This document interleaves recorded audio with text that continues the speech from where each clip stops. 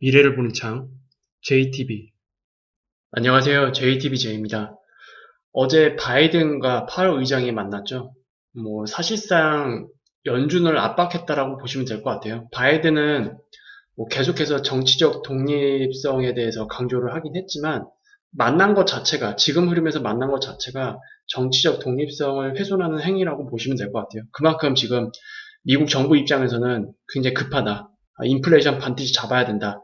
이거를 최우선 과제로 삼고 있는 것 같습니다. 근데 이걸 할 수 있는 거는 그 연준밖에 없잖아요. 지금 상황에서. 그래서 연준을 압박하기 위한 어떤 만남이지 않을까라고 저는 생각을 합니다.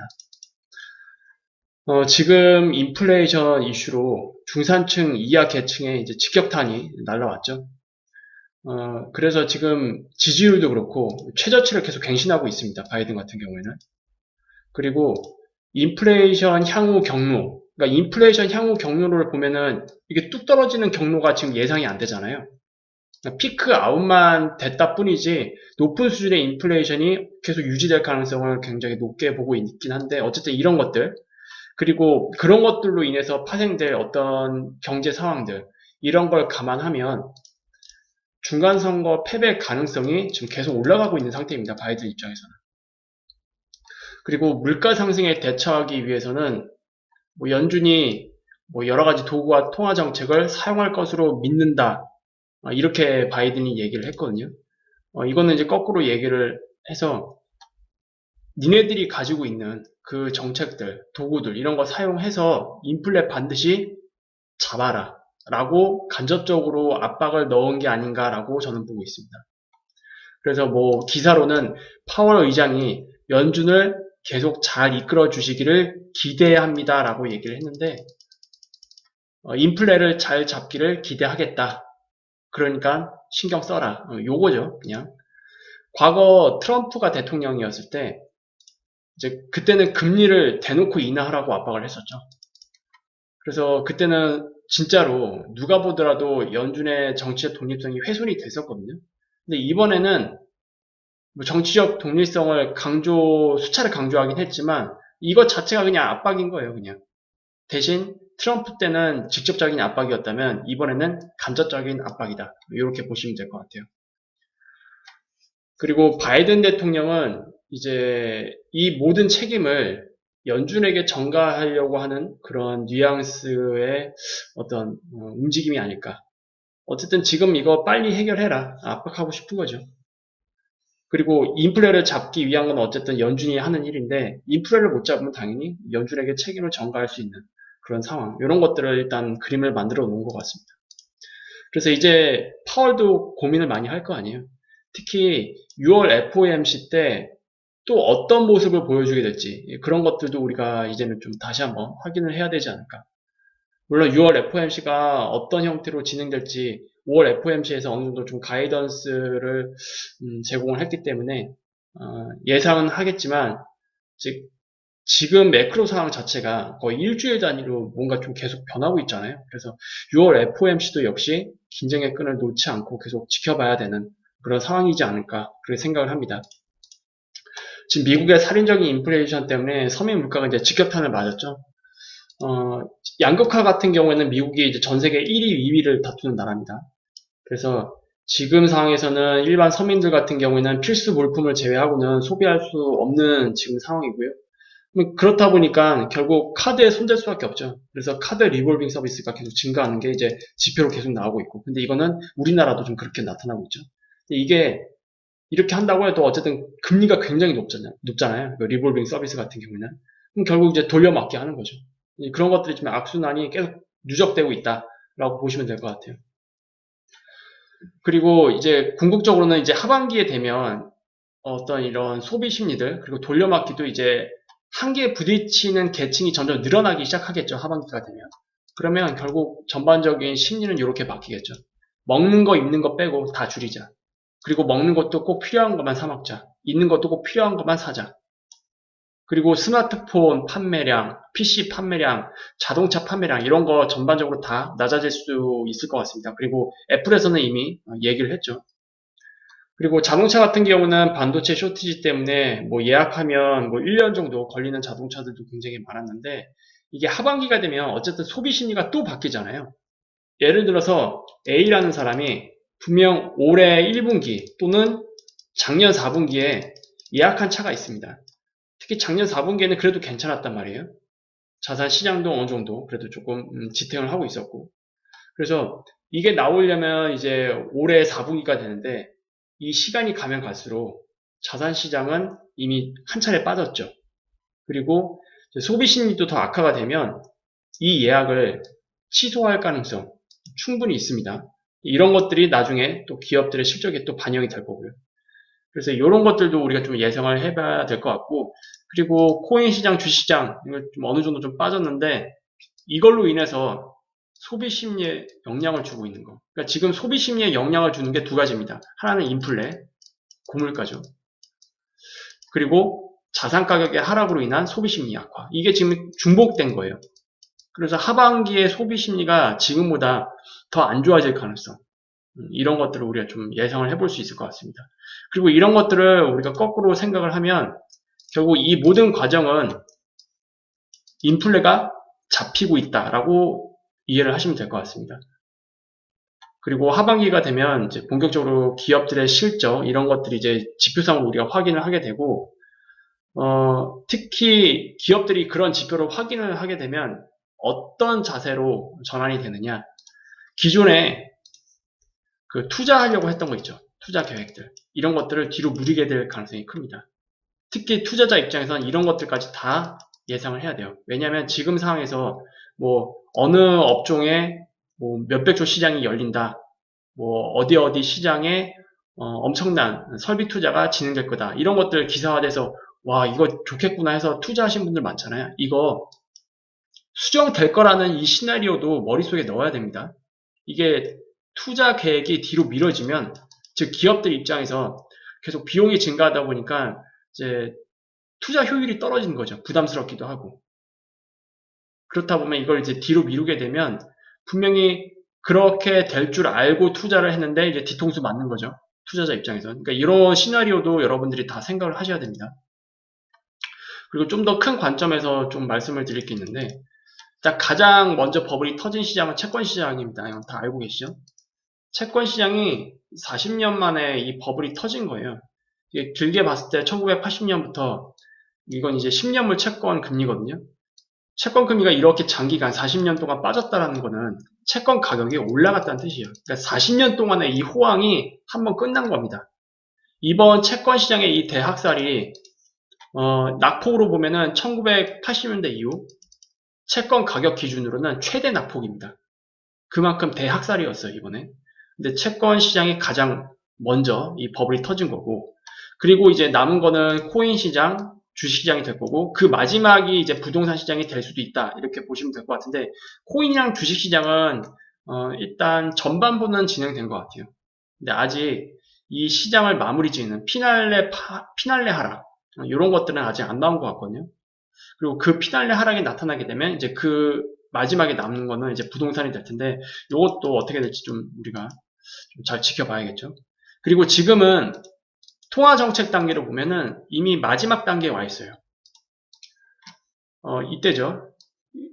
금융위기 그리고 2020년 코로나 이렇게 나눠 보면 될 것 같은데 이 영역은 MP1입니다. MP1 금리만으로 조율하는 그 단계죠. 그리고 여기가 MP2예요. 그리고 여기가 MP3. MP2는 금리 말고도 자산 매입을 하는 그 정책을 쓰는 구간입니다. 그리고 여기는 자산 매입으로도 안 되니까 정부의 막대한 재정정책 이것까지 포함된 그런 정책이라고 보면 되는데 통화정책 단계에서는 이 마지막 3단계에 이미 들어와 있어요. 그래서 추후 연준의 어떤 활용할 수 있는 실탄 이런 것들이 과거보다는 상당히 좀 줄어든 상태입니다. 그리고 또 하나의 이슈는 이제 인플레죠. 인플레 때문에 연준이 좀 발이 묶여있는 상황이에요. 그래서 이런 것들을 우리가 좀 생각을 해봐야 될 것 같고요. 제가 이걸 좀 이어서 말씀을 드릴게요. 일단 제가 여기에다가 인간은 경험한 것만 그걸 가지고 일반화시키는 오류에 빠진다라고 얘기를 했는데, 지금 전반적으로 지금 시장에 들어와 있는 사람들의 어떤 심리, 어떤 경험치 이런 것들을 보면은 일단 부동산은 무조건 상승한다. 이거 특히 우리나라 쪽에 좀 많이 해당이 될 것 같아요. 왜냐? 상승한 것만 봤으니까. 그래서 연끌해도 된다. 뭐 이런 식의 그 논리 이런 것들이 지금까지는 이제 통했을지는 모르겠지만 만약 지금이 약 10여 년마다 진행되는 단기 사이클의 마무리 구간뿐만이 아니고 이렇게 채권 시장처럼 장기 사이클도 함께 마무리되는 국면이라면 어떻게 될 것인가? 이게 좀 걱정인 거예요. 이제 이 관점은 완전히 다르거든요. 그러면 이제 모든 시장에 대한 버블을 다 걷어내야 되거든요. 그게 투자자 입장에서는 굉장히 좀 곤혹스럽습니다. 생각보다 많이 아플 거예요. 그러면 당연히 부동산도 거기서는 예외가 될 수는 없을 겁니다. 그래서 이미 이 오류에 많이 빠져있죠, 우리나라 같은 경우는. 그리고 시장이 하락하면 연준이 구해줄 거야. 걱정 없어. 무조건 자산 매입해줄 거니까 걱정 안 해도 돼. 이렇게 인지를 하고 있죠. 왜냐? 지금 시장에 들어와 있는 대부분의 사람들은 2008년 금융위기 이후에 들어온 사람, 그리고 좀 더 세부적으로 보면은 코로나 이후 들어온 엄청난 개인 투자자들. 그래서 이런 것들을 당연시하고 있어요. 왜냐? 요거만 봤으니까. 근데 아까도 말씀드렸죠. 인플레가 충분히 낮아지지 않으면 연준은 쉽게 움직일 수 없습니다. 연준이 만약에 인플레가 충분히 낮아지지 않았는데도 불구하고 어떤 이제 심각하게 경기 침체에 빠졌어요. 그리고 자산 시장도 크게 하락을 했는데 거기서 자산 매입을 해버린다. 그러면 이거 인플레 또 튈 거예요. 관리가 안 됩니다. 그래서 이 인플레라는 게 그렇게 좀 안 좋아요. 그러면 이제 스태그플레이션이잖아요. 그 상황으로 넘어가게 되면. 스태그플레이션에서는 사실상 중앙은행이 무언가 조치하기가 굉장히 힘든 상황입니다. 인플레가 낮아지기 전까지는 뭐 과거처럼 뭐 자산 매입 이런 거 함부로 할 수도 없고요. 그리고 여태까지 진행되어 왔던 어떤 이제 유동성을 풀어 헤치는 특히 요 채권 시장 주기로 보면은 채권 매입이라는 게 어쨌든 신용을 창출하는 거잖아요. 40년간의 신용이 창출돼서 지금의 어떤 그 누적된 그리고 특히 2008년 이후에 대차 대조표도 이렇게 가파르게 올라왔거든요. 이 전까지만 해도 대차 대조표는 이렇게 올라왔었어요. 장기간 동안. 근데 고작 10년, 12년 만에 이렇게 바꿔버린 겁니다. 대차 대조표 그 그래프 자체. 그래서 이런 것들을 좀 감안을 해보면 연준에서의 어떤 자산 매입의 가능성 우리가 여태까지 경험해봤자 고작 13년 정도밖에 안 되죠. 그런 것만 가지고 연준이 다시 한번 시장을 구해줄 거다라고 동일시해서는 안 될 것 같다. 이 오류에 빠지면 안 될 것 같다. 이런 것들을 여러분들이 다시 한번 생각을 해보셔야 될 것 같습니다. 그리고 사이클을 하락하는 시기를 겪어본 사람이 지금 비중 자체로 보면 너무 적어요. 이게 개인 투자자들만 해당되는 게 아닙니다. 현재 현역으로 뛰고 있는 펀드 매니저들도 마찬가지예요. 지금 충분한 경험을 가진 펀드 매니저들은 대부분 다 은퇴했어요. 또는 다른 쪽으로 지금 다 넘어간 상태입니다. 그리고 그 자리를 대체한 사람들은 대부분 다 2008년 이후에 들어온 젊은 펀드 매니저들이에요. 그래서 굉장히 공격적입니다. 요거를 경험해보지 않았다 보니까 뭐 리스크를 이제 좀 많이 키우는 형태 그런 성향의 투자자들이 좀 많고 그러한 성향의 펀드 매니저들이 좀 지금 굉장히 많은 상태다라고 보시면 될 것 같아요. 근데 요거를 한 번이라도 겪어본 사람은 지금 이 시장을 절대로 나이브하게 보지 않습니다. 그리고 궁극적으로 요거죠. 다 존버 얘기를 하는데 과연 존버가 답이 될까? 요거는 저는 굉장히 부정적으로 봅니다. 그리고 사이클이 하락한다는 거 이거를 일단 이론적으로 알고 있는 사람들도 많아요. 그런데 실질적으로 이게 닥쳤을 때 어떤 파괴력이 있는지 경험하지 않았기 때문에 이 무서움을 모릅니다. 근데 2008년 금융위기만 겪어본 사람들은 다 알고 있어요. 그 파괴력이 어떤 건지. 그리고 닷컴 버블을 경험한 사람들도 알고 있어요. 특히 닷컴 버블 같은 경우에는 심각한 경기 침체 구간이 아니었어요. 여러분들이 잘못 알고 계신 게 닷컴 버블이 그 주가 지수를 보면은 엄청난 하락을 보였잖아요. 근데 그 구간이 심각한 경기 침체는 아니었습니다. 정말로 심각한 경기 침체는 2008년이었죠. 이게 시스템을 건드릴 만큼의 심각한 경기 침체는 아니었고 그냥 일반적인 경기 침체 수준이었어요. 하지만 자산시장은 좀 다르게 반응하죠. 그래서 그 파괴력을 겪어본 사람은 이 시장에서의 어떤 그 사이클 하락 국면이 얼마나 무서운지 잘 알고 있습니다. 근데 이걸 경험해보지 않은 사람들이 지금 대다수이기 때문에 뭐 존버를 하려고 하는 사람들도 있고 뭐 여러 가지 좀 나이브하게 보는 사람들이 많을 수밖에 없는 상황인 거죠. 그리고 이제 뭐 어떤 그 비전에 대해서 얘기를 해요. 존버하는 사람들이. 그러니까 희망 회로를 돌리는 건데 사이클이 모든 것의 최상위에 있다라는 거 이거를 모르고 있는 겁니다. 사이클이 나빠지면 좋았던 업종도 다 나빠집니다. 제가 아까 말씀드렸죠. 투자 계획도 뒤로 미룬다고요. 그리고 원래 하려고 했던 어떤 계획들 이런 것들 다 수정합니다. 심지어 보고서까지 수정돼요. 이런 걸 모르는 거예요. 레이트 사이클을 제대로 겪어보지 않은 사람들 또는 제대로 인지하지 못한 사람들. 이런 것들이 좀 걱정이 되긴 하는데 특히 이번 사이클에서는 상황이 상황인 만큼 지금은 어떤 투자라는 거를 빼놓고 살기가 굉장히 어려운 상황이잖아요. 그렇다 보니까 특히 코로나 이후에 굉장히 많은 사람들이 지금 이 시장에 들어와 있단 말이죠.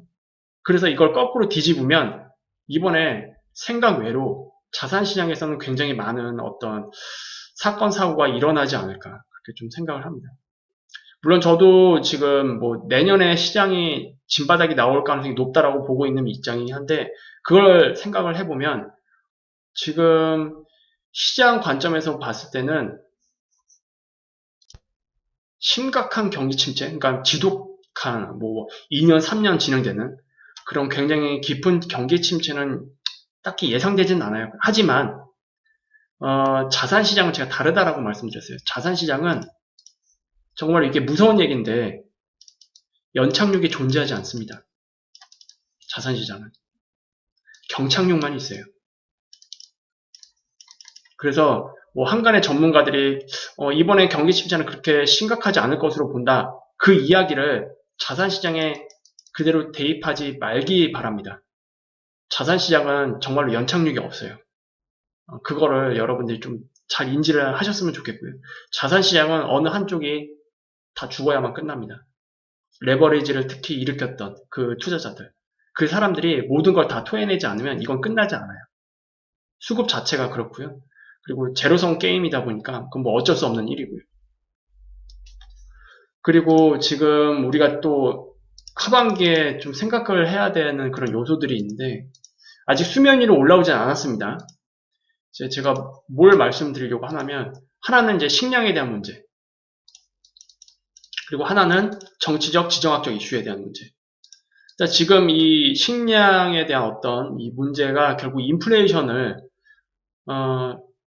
낮추는데 저해하는 요소가 될 것 같긴 하거든요. 특히 이 기후변화. 지금 뭐 꿀벌 숫자도 굉장히 줄어들어서 수확하는 그런 숫자가 계속 줄어들고 있다라고 하고 특히 올해 굉장히 심하다고 하네요. 그리고 특히 올해 가뭄이 굉장히 심할 것 같다라고 지금 이야기가 계속 나오고 있고 이게 지금 다 농사와 관련된 거잖아요. 그리고 우크라이나 러시아 전쟁 때문에 농사를 짓지 않은 곡창지대가 좀 존재하죠. 그리고 식량을 자국에서 수출하지 못하도록 금수 조치하는 그런 국가들도 늘어날 건데 하반기에 아마 더 늘어날 것 같아요. 이게 이제 식량은 없어서는 안 됩니다. 식량은 없어서는 안 되는데 경기 침체가 오면 보통 에너지 가격, 특히 뭐 천연가스나 오일 같은 것들은 이렇게 떨어집니다. 근데 식량은 떨어지기 좀 힘들지 않을까요? 그리고 이런 환경이 만들어지게 되면 오히려 하반기에 이 식량 이슈가 부각이 되면서 인플레 피크아웃은 맞긴 하지만 계속 높은 수준의 인플레이션을 일으킬 가능성 이런 것들을 우리가 계속 놓고 봐야 될 것 같습니다. 그러면 이건 뭐 연준이 어떻게 해결할 수 없는 거죠. 물론 간접적으로 해결할 수는 있어요. 어떻게? 금리를 계속 살인적으로 올리는 거. 그럴 때는 이제 연준에서도 최종적으로 뭐 경착륙을 좀 준비를 해야겠죠. 어쨌든 이런 것들이 이제 하나의 변수로 지금 남아있다라는 거. 그리고 정치적, 지정학적 이슈, 이거 반드시 수면 위로 올라올 것 같긴 한데, 지금은 단순한 그냥 사이클이 그냥 하락하는 국면, 마무리되는 국면으로 보지 않고, 저도 이거를 이제 계속 반복을 해왔던 부분이긴 한데, 지금 4차 산업시대의 어떤 패러다임 시프트 구간이라고 제가 계속 강조를 많이 했었습니다. 그래서 이 구간에서는 패권을 놓고 경쟁하게 되는 나라들이 있을 수밖에 없어요. 이런 것들이 표면적으로 어떻게 나올지, 이런 것들도 하나의 변수가 될 것 같습니다. 그리고 이미 이런 것들은 진행되고 있죠. 그리고 언제나 그랬듯이 경기 하락 사이클 국면에서, 그러니까 사이클이 하락하는 국면에서는 항상 우리가 인지하지 못한 악재들이 추가적으로 나오는 경우가 굉장히 많아요. 뭐 경우가 아니고요. 매번 그랬습니다. 매번. 어떤 우리가 인지하지 못한 악재들이 반드시 추가적으로 나왔었습니다. 여태까지. 이런 것들도 우리가 좀 생각을 해봐야 될 것 같습니다. 그래서 지금 상황을 저는 굉장히 심각하게 보고 있고, 제가 물론 뭐 5월달, 6월달쯤에 좀 잘 대응을 하면 반등장은 좀 나올 수 있다. 거기에 어떤 수익을 올릴 수 있는 기회가 있다라고 말씀을 드리긴 했는데, 반등이 뭐 오래 갈지 짧게 갈지 이거는 뭐 알 수 없어요. 하지만 그 이유가 좀 많이 걱정이 되는데, 특히 그 구간에서 리스크 관리를 어떻게 하느냐가 여러분들의 그 미래를 좀 많이 좌지우지하게 될 가능성도 있지 않나 그렇게 생각을 합니다. 지금 이제 6월달로 접어들었기 때문에 QT가 시작되죠. QT. 지금 연준 쪽에서는 올해 QT 진행되는 그 계획들이 실질적으로 금리 인상 효과로 보면은 0.5% 금리 인상의 효과를 거두게 될 거다라고 얘기를 하고 있는데 이거 잘 못 믿겠습니다. 이걸 어떻게 알아요? 연준에서는 이거는 이렇게 계산하기가 어려운 걸로 알고 있거든요. 그리고 QT만 진행되는 게 아니고 여러 가지 그 이슈들이 있잖아요. 변수들. 이런 것들이 복합적으로 엮여서 어떤 효과를 나타낼지 이런 거는 수학적으로 계산이 안 된단 말이죠. 그래서 이런 것들도 좀 고민되긴 해요. 과연 연준의 말이 사실일까? 근데 여태까지 진행된 거 보면은 특히 지금 이 연준이 과거의 어떤 그 연준보다도 좀 경험치가 좀 많이 떨어지잖아요.